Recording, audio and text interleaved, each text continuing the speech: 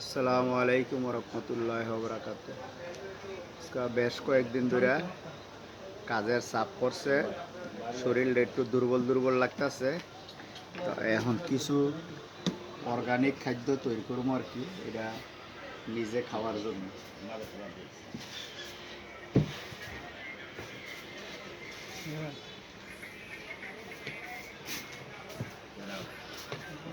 প্রথমে নিলাম এক মুঠ চনা বুট।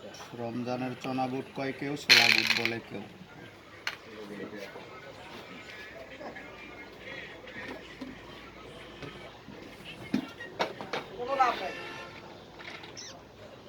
নিলাম কটা চীনা বাদাম।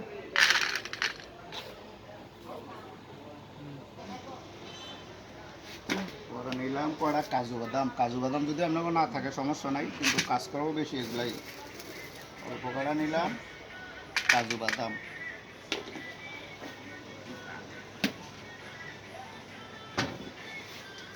অল্প কটা নিলাম আপনার কাঠবাদাম।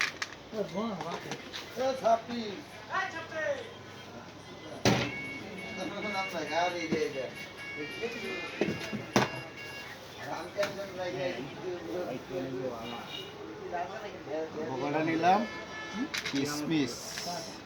এগুলো সব একসাথে করলাম। তাহলে কি নিলাম? চনা বুট নিলাম, ছোলা বুট নিলাম, কাজু বাদাম নিলাম, কাঠবাদাম নিলাম, চীনা বাদাম নিলাম, কিশমিশ নিলাম। আর বাকি কিছু লাগবো না। এখন এটা এখন খামো না, এখন এটা পরিষ্কার করবো। এখন এটাকে পরিষ্কার করলাম, পরিষ্কার করে পানিটা দিয়ে ফেলাই দিলাম। একটা দিলাম আর একটা দিলাম।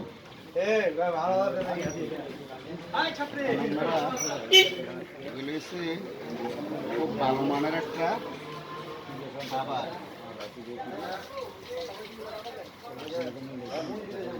এখন এটা দুইবার ধোয়া দিলাম, দিয়া এই যে এতটুক রাখলাম এই যে পানি দিয়া। হ্যাঁ, এখন এটা আপনার